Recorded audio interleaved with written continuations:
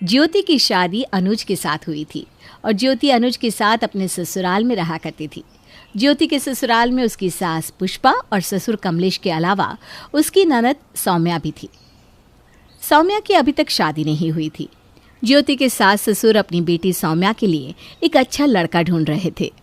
सौम्या दिखने में काफ़ी खूबसूरत थी और उसका नेचर भी बहुत अच्छा था। बस अच्छी जॉब में होने की वजह से उसके नखरे कुछ ज़्यादा थे।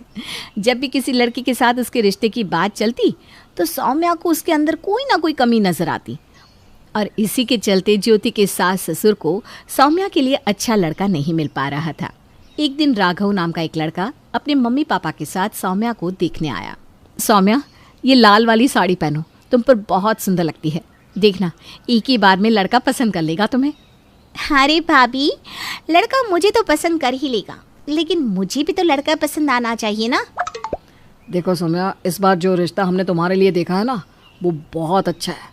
लड़के का नेचर बहुत अच्छा है, जॉब बहुत अच्छी है और वो दिखने में भी काफ़ी हैंडसम है। भैया, ये बात तो लड़के से मिलने के बाद ही पता चलेगी ना कि वो दिखने में अच्छा है और जो भी आप कुछ कह रहे हैं वो सब सच है। कुछ देर बाद लड़का उनके घर आता है। यह हमारी बेटी सौम्या है, तुम इससे बात कर लो बेटा। और अगर तुम एक दूसरे को पसंद करते हो तो हम तो चट मंगनी पट ब्याह करने के लिए भी तैयार है। जी आंटी, जैसा आप कहें। कुछ देर के बाद सौम्या और राघव आपस में बातचीत करके वापस लौट कर आते हैं। सौम्या बेटा, अब बताओ तुम्हें राघव पसंद है या नहीं? देखो सौम्या बेटा, हमने तो तुम्हें अपने घर की बहू मान दिया है। हमें बिल्कुल तुम्हारे जैसी लड़की ही चाहिए थी। बेटा, हमारा राघव बहुत अच्छा लड़का है। शादी के बाद तुम्हारा बहुत ख्याल रखेगा, कोई परेशानी नहीं होगी तुम्हें। अब तुम भी हाँ कर दो। सौम्या, मैं भी तुमसे शादी करना चाहता हूँ, लेकिन आखिरी फैसला तुम्हारा ही होगा। मैं भी आप सबसे एक बात कहना चाहती हूँ कि मुझे राघव बहुत पसंद है। इनफैक्ट राघव तो पहला लड़का है जो मुझे इतना अच्छा लगा है। मुझे ऐसे ही लड़के से शादी करनी थी। और देखते ही देखते राघव और सौम्या की शादी हो जाती है। सौम्या अपने ससुराल आ जाती है। सौम्या की शादी उसी शहर में हुई थी जहाँ पर उसका मायका था। शादी के अगले दिन, राघव बेटा, एक बहुत बड़ी परेशानी आ गई है। क्या हुआ पापा, सब ठीक तो है ना? आप इतने परेशान क्यों लग रहे हैं? अरे बेटा, क्या बताएं, हमारे घर के पीछे एक बहुत बड़े होटल का कंस्ट्रक्शन हो रहा है और उसकी नींव की खुदाई होने की वजह से दिन रात डिस्टर्बेंस होता है। बहुत शोर आने वाला है इस घर में। लेकिन मम्मी पापा, अगर हमारे घर के ठीक पीछे ही इतना बड़ा होटल बन जाएगा तो वैसे भी घर का सारा वेंटिलेशन ही खराब हो जाएगा। अब हम क्या करें? क्या कर सकते हैं बेटा, हमारा अपना घर है, रहना तो यहीं पड़ेगा ना। मम्मी जी, पापा जी, अगर आप लोग बुरा न माने तो एक बात कहूँ। हाँ हाँ बहू, बताओ क्या कहना चाहती हो। मैं ये कह रही थी कि क्यों ना हम एक फ्लैट में शिफ्ट हो जाएं। आजकल ऐसे घरों में कौन रहता है, और वैसे भी यहाँ पर कंस्ट्रक्शन का शोर होगा, उसकी वजह से दूसरी प्रॉब्लम्स भी आएगी। हम इस घर को बेचकर एक सुंदर से फ्लैट में चले जाते हैं। तुम्हारी बात बिल्कुल सही है सौम्या, मैं मम्मी पापा से कब से कह रहा हूँ, और वैसे भी मुझे फ्लैट में रहने का बहुत मन था। लेकिन बेटा, इतनी जल्दी अच्छा फ्लैट कहाँ मिलेगा, और फिर महंगा भी बहुत पड़ेगा। तुम्हारे पापा ठीक कह रहे हैं बेटा, इतना खर्चा और ऊपर से अच्छा फ्लैट मिलना मुश्किल। हाँ, आप लोगों को उसकी चिंता करने की ज़रूरत नहीं है। जिस फ्लैट में मेरे मम्मी पापा और भैया भाभी रहते हैं ना, उसके ठीक ऊपर एक बहुत सुंदर फ्लैट खाली है और वो फ्लैट मेरे पापा का ही है। वो बहुत टाइम से बेचना चाहते थे। अगर आप पापा से बात करेंगे तो बहुत सही रेट में वो फ्लैट हमें दे देंगी। लेकिन इस तरह तुम्हारे पापा से इस बारे में बात करना अच्छा लगेगा क्या? अरे वो पापा है मेरे, हमारी फैमिली है, वो इस चीज़ के लिए कभी मना नहीं करेंगे। और वैसे भी हम कौन सा उनसे फ्री में ले रहे हैं। ठीक है बेटा, आज तुम सौम्या को पग फेरे के लिए लेकर जा ही रहे हो तो अपने ससुर जी से इस बारे में बात कर लेना। कुछ देर के बाद दोनों सौम्या के घर पहुंचते हैं। पापा, राघव को आपसे कुछ ज़रूरी बात करनी थी। पापा जी, वो बात यह है कि मुझे एक फ़्लैट चाहिए था। सौम्या ने बताया कि ऊपर वाला फ्लैट आपका ही है और आप उसे बेचना चाहते हैं। अरे हाँ राघव, बिल्कुल सही कह रहे हो। दरअसल वो फ्लैट पापा ने मुझे दिलवाया था, लेकिन मुझे और ज्योति को अलग रहना पसंद नहीं है। हम तो मम्मी पापा के साथ इसी फ्लैट में रहने वाले हैं।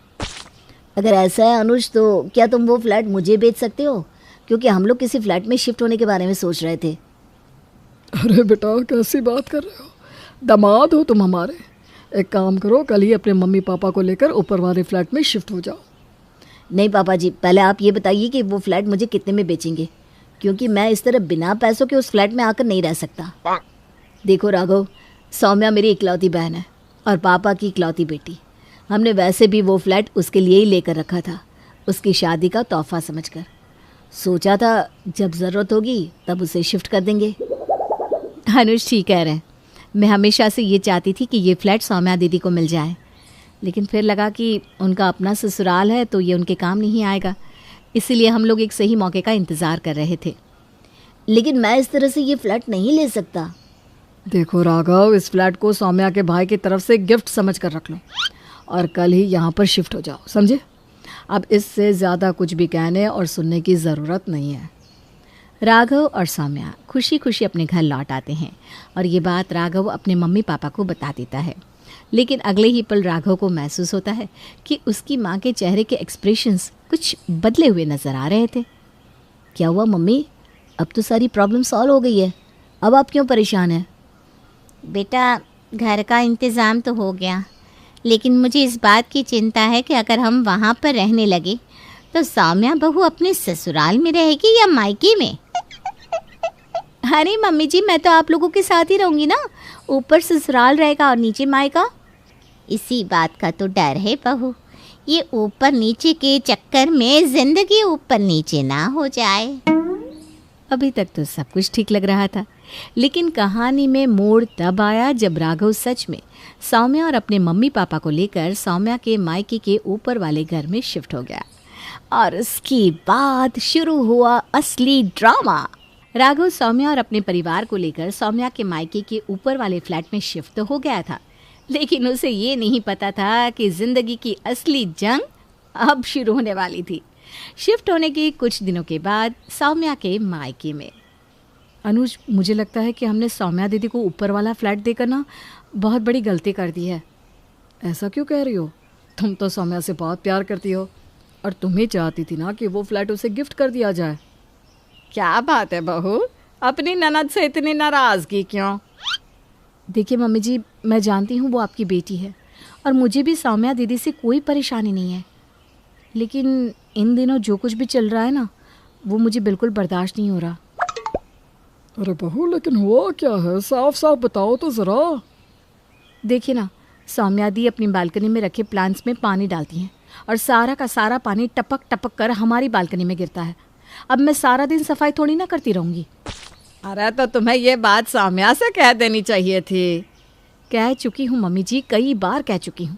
ज़्यादा कहूँगी तो ननद भाभी के रिश्ते में प्रॉब्लम आ जाएगी, बस यही सोचकर चुप रह जाती हूँ। और दूसरी तरफ सौम्या दीदी की सास, वो बालकनी में कपड़े सुखा देती हैं। सारा दिन पानी टपक टपक कर हमारी बालकनी को भिगोता रहता है। देखो बहू, मैं सौम्या को समझाने की कोशिश करूँगा, तुम परेशान मत हो। उसी वक्त दरवाजे की घंटी बजती है। अनुज जैसे ही दरवाज़ा खोलता है, सामने सौम्या गुस्से में खड़ी हुई थी। अरे क्या हुआ, आज सुबह सुबह मायके की याद कैसे आ गई? देखो भैया, आप ना भाभी को समझा लो। कल जब मेरी सासू माँ बालकनी में कपड़े सुखा रही थी तो भाभी नीचे अपनी बालकनी में खड़े होकर जोर जोर से न जाने क्या क्या कह रही थी मेरी सासू माँ को। अरे उनको बुरा लग गया और उनका सारा गुस्सा मेरे ऊपर उतरता है। अरे ऐसा भी क्या कह दिया मैंने? ज़रा सा तेज़ आवाज़ में यही तो कहा था कि कपड़े सुखाने से पहले देख लेना चाहिए, आसपास और भी लोग रहते हैं। भाभी, मेरी सास को बुरा लगने के लिए इतना काफ़ी है, और आपको इस तरह उन्हें इनडायरेक्टली बातें सुनाने की क्या ज़रूरत थी? अगर कोई बात थी तो आप मुझे कह देती। कितनी बार तो आपसे कहा था, लेकिन आपने मेरी एक ना सुनी। अच्छा ठीक है, इस तरह आपस में झगड़ो मत। देखो, हम दोनों एक ही परिवार है और ऐसा तो चलता रहता है। किसी तरह सौम्या को समझा बुझाकर वापस भेज दिया जाता है।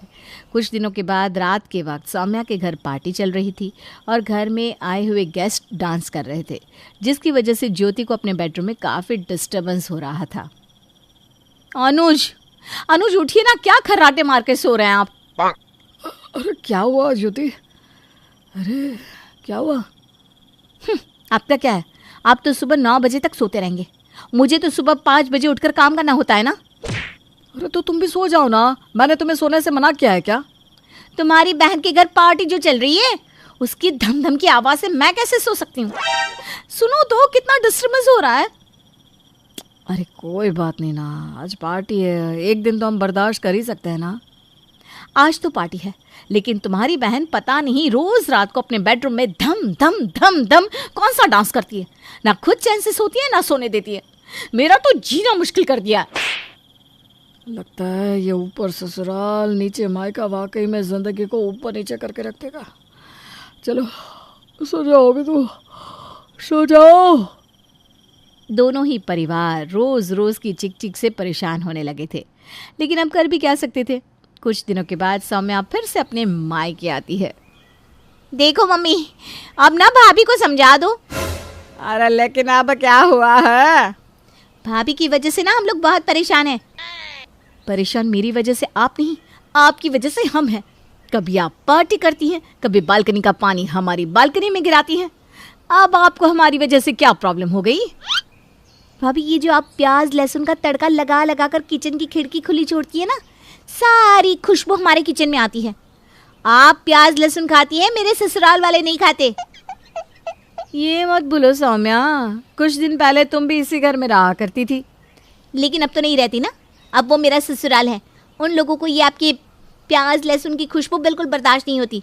तो खाना बनाते वक्त रसोई की खिड़की बंद रखा कीजिए। अरे ये क्या बात हुई?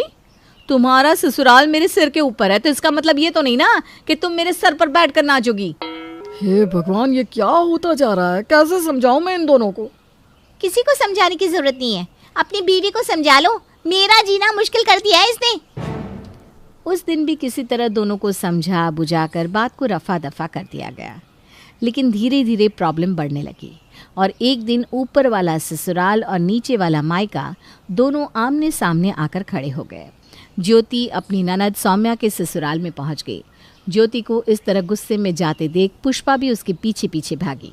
साथ में कमलेश और अनुज भी आ गए।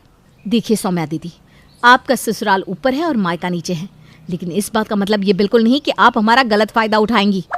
कमाल है भाभी, मेरी शादी क्या हुई, आपके तो तेवर ही बदल गए। और वैसे भी ऐसा क्या फायदा उठा लिया मैंने आपका? अरे तुम दोनों चुप हो जाओ, इस तरह लड़ने की क्या जरूरत है? जानते हैं भैया, जब से आपने ये घर मुझे गिफ्ट किया है ना, भाभी को बहुत प्रॉब्लम हो रही है। हाँ हाँ, अब तो तुम यही कहोगी ना। भूल गई, ये घर तुम्हें गिफ्ट देने के लिए मैंने ही कहा था। अब दोनों प्लीज झगड़ना बंद कर दीजिए। जो भी बात है हम मिलजुल कर सुलझा लेते हैं ना। देखो ज्योति बेटा, जो भी बात है बताओ, आखिर हुआ क्या है? आंटी जी, आप कीर्तन में चली जाती हैं, अंकल जी सारा दिन घर में रहते नहीं, राघव और सौम्या ऑफिस चले जाते हैं। अरे बहू, तो इसमें झगड़ा करने की क्या बात है?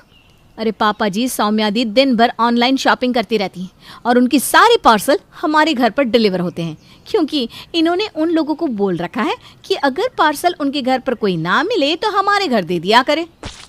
अरे तो क्या हो गया, मायका है मेरा, आप लोग इतना भी नहीं कर सकती? दिन भर घंटी बजती रहती है। कितनी ऑनलाइन शॉपिंग करती हैं आप? मैं आगे से आपका कोई पार्सल नहीं लेने वाली। देखो सौम्या, तुम एक काम करो, अपना पार्सल अपने घर पर ही मंगवाया करो। भैया, आपको तो बस भाभी ही नजर आती है? अरे इनकी वजह से मुझे कैसे और कितनी प्रॉब्लम होती है जानती भी हैं आप? अब मैंने क्या कर दिया? जानते हैं भैया, मेरी पार्किंग वाली जगह पर भाभी जानबूझकर अपनी स्कूटी लगा देती है और रोज सुबह सुबह पहले मुझे उस स्कूटी को हटाना पड़ता है। सौम्या और ज्योति का झगड़ा रुकने का नाम ही नहीं ले रहा था। घर के बाकी के सब लोगों ने अपना अपना सर पकड़ लिया था। सब समझ चुके थे कि ऊपर ससुराल और नीचे मायका अब अपना असली रंग दिखा रहा था। आज मेरे मायके से बड़ी मजेदार खुशबू आ रही है। लगता है भाभी या मम्मी कुछ बढ़िया बना रही हैं। चलो जाकर देखती हूँ और लगे हाथ खाकर भी आ जाऊंगी। मायरा घर से बाहर निकलने ही वाली होती है कि पीछे से उसकी सास आ जाती है। ओ मैडम, कहाँ निकली आपकी सवारी हैं? माँ जी, दरअसल वो ना आज मायके में भाभी को थोड़ा सा पेट दर्द हो गया है, बस वही तो एक अच्छी ननद होने का फर्ज निभाते हुए उनका हाल चाल पूछने जा रही हूँ मैं। कोई ज़रूरत नहीं है, रोज तेरे मायके में किसी न किसी की तबीयत खराब हो ही जाती है और रोज तू फुदक के चली जाती है। हमारी ही अकल पर पत्थर पड़े थे जो पड़ोस की लड़की को ही बहू बना लिया। अब आपका मायका 100 किलोमीटर दूर है, उसमें मेरा क्या कसूर? आपका खाना बना दिया है, आटा भी गूंद दिया है, गर्मा गर्म फुल्की बनाकर खा लेना ना आप। ये है मयूरा, जिसका मायका और ससुराल दोनों भी आस पड़ोस में 2 मिनट की दूरी पर है, जिसका पूरा पूरा फायदा उठाते हुए मयूरा हर दिन मायके के चक्कर लगाती रहती है। हेलो मम्मी, हाय भाभी, क्या बात है? आज तो बड़े ही शाही और लजीज पकवान बने जा रहे हैं। कोई दावत शावत है क्या आज हमारे घर पर? खुशबू आई नहीं कि चली आ गई महारानी चींटियों की तरह सूंघती हुई। अरे बेटा, तेरे भाई का प्रमोशन हो गया है, इसी खुशी में उसके मनपसंद पकवान बना रहे हैं। बस आ जाती तू भी, दामाद जी और समधी समदन जी को भी न्योता दे दे। पर मम्मी जी, हमें थोड़ी ना पता था कि ये सब आएंगे। मैंने तो वैसे भी खाना कम ही बनाया है। क्या भाभी, अब आपको ये तो पता है कि मेरा ससुराल पड़ोस में ही है, और आपको तो मैंने कह कर रखा है ना कि मेरे 2 एक्स्ट्रा फुलके सेक कर रख दिया करो। मुझे मम्मी के हाथ की बनी सब्जियां कितनी पसंद है। आई बड़ी महारानी। ऐसे ही मयूरा आधा दिन अपने ससुराल में और आधा दिन अपने मायके में गुजारती रहती। एक दिन सुबह नाश्ते के दौरान मयूरा के ससुर धनराज और पति श्लोक, अरे मयूरा, ये क्या? ये पराठा तो आधा कच्चा है और मेरा पराठा तो कुछ ज्यादा ही एक्स्ट्रा पक गया, जो जल गया है, कोयले से भी काला हो गया। ये तो होगा भी क्यों नहीं। ये करम जली सुबह सारा काम ऐसे ही फटाफट गड़बड़ी में जैसे तैसे निपटाकर अपने मायके भाग जाती है। इससे क्या फर्क पड़ता है? सास को अगर चक्कर आ गए दिन दहाड़े, तब कौन आएगा बचाने? ओ कम ऑन माँ जी, चक्कर, और वो भी आपको? दिन भर आप हर आधे घंटे में कुछ न कुछ खाती रहती हो और फिर भी मुझे ताने कस रही हो। Very bad. तो तू कौन सी गुड है, हैं? आई बड़ी। वहां मायके के घर में वंदना अपने पति यानी मयूरा के भाई गोपाल से कहती है, गोपाल, तुम ना तुम्हारी प्यारी बहन को समझा कर रखो। अरे तीज त्योहार, रक्षाबंधन, दीपावली, इन सब पे अपने मायके आए तो ठीक लगता है, लेकिन ये मैडम, ये तो रोज ही चली आती है मुंह उठाए। अरे सोचिए मम्मी जी, अगर मैं भी रोज इस तरह अपने मायके जाऊं तो आपको ये सही लगेगा? नहीं ना? फिर वंदना सही कह रही है मम्मी, जरा इस बात पर गौर फरमाइए। हाँ बेटा, मुझे पता है। उस दिन तो गली की औरतें भी सब्जी वाले के यहाँ गप्पे लड़ाती हुए बातें बना रही थी कि मयूरा तो दिन भर सिर्फ अपने मायके में ही रहती है। आज उसे आने दो, मीठे बोल से ही समझाऊंगी, समझ जाएगी वो। फिर जब मयूरा मायके आती है तो, मम्मी, आपको तो कोई दिक्कत नहीं है ना मेरे इस तरह आपसे मिलने यहाँ आने से? ये देख सरोज का मन ममता के मुंह में आ जाता है। ना बेटी ना, तू ऐसा क्यों सोच रही है? और तेरी आंखें नम क्यों हैं? तू क्यों रो रही है बेटा? समदन जी ने कुछ कहा है क्या? उफ़ो, ये मम्मी जी भी ना, उन्होंने एक आंसू गिराया नहीं कि पिघल गई। नहीं मम्मी, किसी ने कुछ नहीं कहा, बस आज आपकी बहुत याद आ गई। रोज आपसे मिलती ही हूँ, लेकिन आज पता नहीं क्या हुआ। और इसी के साथ सरोज अपनी बेटी को कुछ नहीं बोल पाती, और अब मयूरा का मायके में आना जाना इतना बढ़ जाता है कि वो मायके के फैसलों में भी दखल अंदाजी देने लगती है। तभी वहां पर बरखा आती है। अगर इतना ही परेशान हो तो उसे घर के अंदर आने ही क्यों देते हो?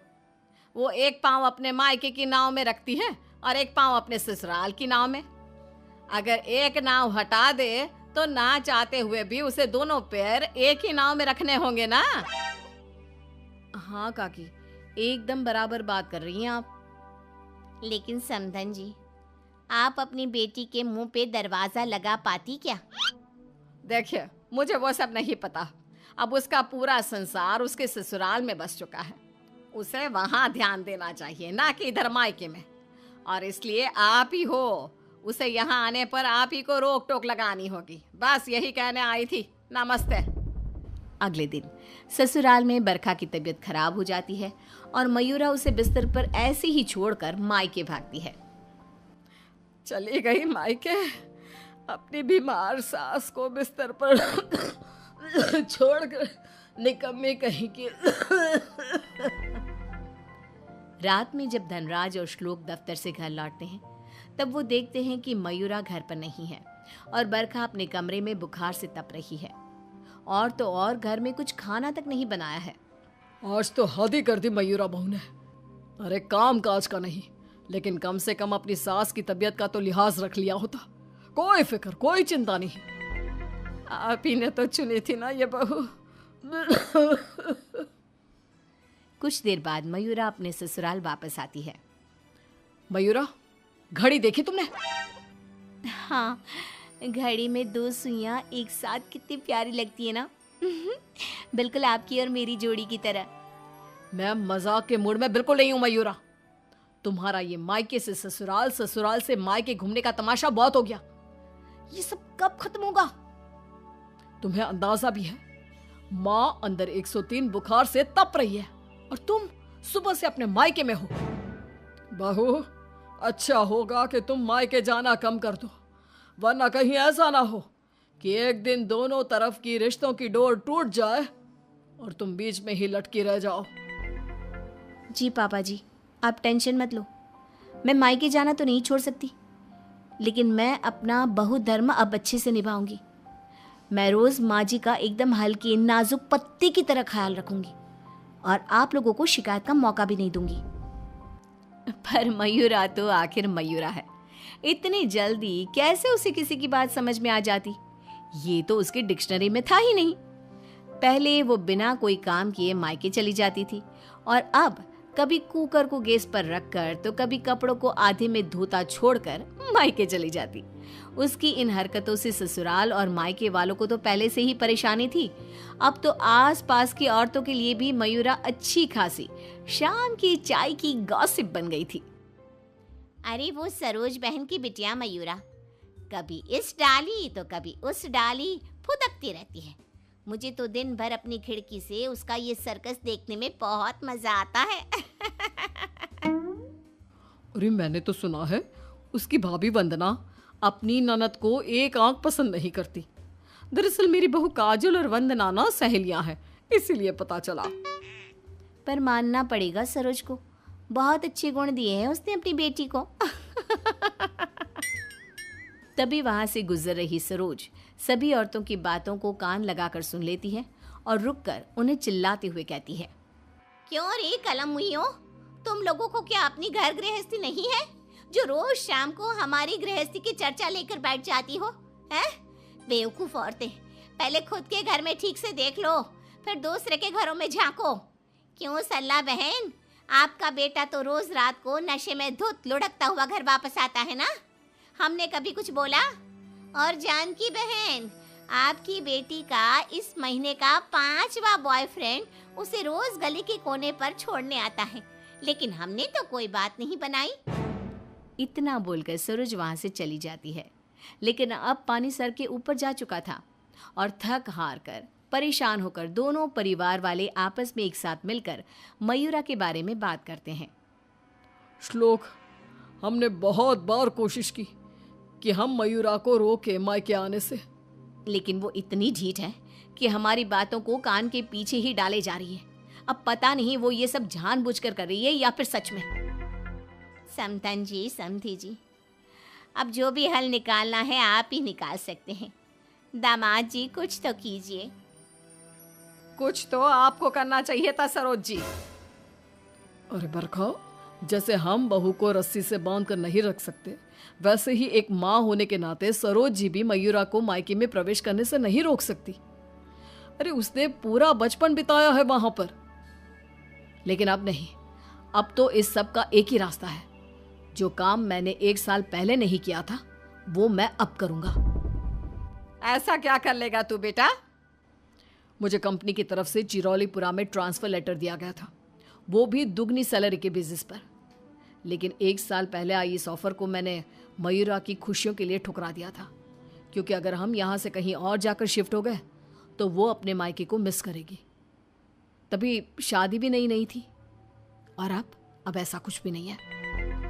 तो तुम ये कहना चाह रहे हो कि तुम सब यानी मयूरा के ससुराल वाले अब उसके मायके से दूर चले जाएंगे?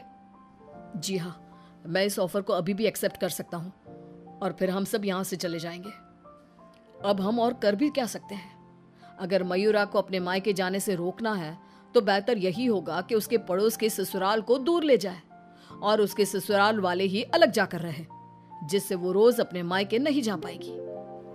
सभी श्लोक के इस फैसले पर सहमति जताते हैं और फिर मयूरा अपने पति की ट्रांसफर की वजह से शिफ्ट होने की बात को साधारण समझकर अपने मायके से दूर चली जाती है। जो भी कहो, सही मायनों में बहू विदा करके तो मैं अब लाई हूँ।